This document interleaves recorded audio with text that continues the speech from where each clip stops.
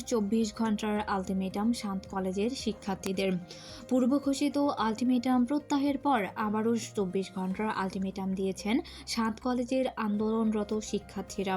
মঙ্গলবার ৬:৩০টায় ঢাকা কলেজের এক সংবাদ সম্মেলনে এই আলটিমেটাম ঘোষণা করেন শান্ত কলেজকে বিশ্ববিদ্যালয় রূপান্তর আন্দোলনের সংগঠক আব্দুর রহমান। সংবাদ সম্মেলনে তিনি বলেন, চূড়ান্ত কোনো সমাধান এখনো হয়নি। আমরা মনে করেছি যাদের কারণে আমাদের সহপাঠীরা আহত হয়েছেন তাদের সুষ্ঠু বিচার না করে কোনো সমাধান সম্ভব নয়।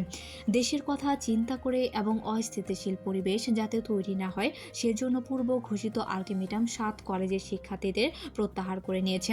তবে যারা আঘাত করেছে তাদের বিচার না হওয়া পর্যন্ত নতুন করে ২৪ ঘন্টার আলটিমেটাম বহাল থাকবে।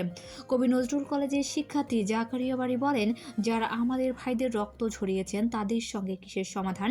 আমরা এমনি তাদের রক্তে ডিঙিয়ে সমাধান করতে পারি না। তাছাড়া স্বতন্ত্র বিশ্ববিদ্যালয় গঠনে ১৫ দিনের আলটিমেটাম দিয়েছি।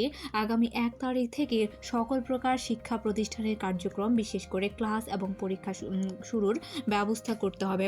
তবে ঢাকা বিশ্ববিদ্যালয়ের গাড়ি ভাঙচুর এবং থানা ঘেরাও কর্মসূচি আমরা প্রত্যাহার করেছি। ২৪ ঘন্টার মধ্যে তাদের দাবি পূরণ না হলে নতুন কর্মসূচি ঘোষণা করা হবে বলে সংবাদ সম্মেলনে জানান আন্দোলনরত শিক্ষার্থীরা। এর আগে সোমবার ঘোষিত এক আলটিমেটামে শিক্ষার্থীদের উপর হামলাকারী পুলিশ সদস্যদের বিচার এবং ঢাকা বিশ্ববিদ্যালয়ের প্রো ভিসির অধ্যাপক ডক্টর মামুন আহমেদের পদত্যাগ দাবি করেন শিক্ষার্থীরা। এজন্য তারা ২৪ ঘন্টার সময়ও বেঁধে দেন।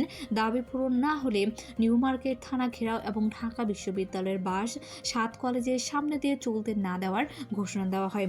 মঙ্গলবার বিকেলে এই কর্মসূচি প্রত্যাহার করে নেন তারা।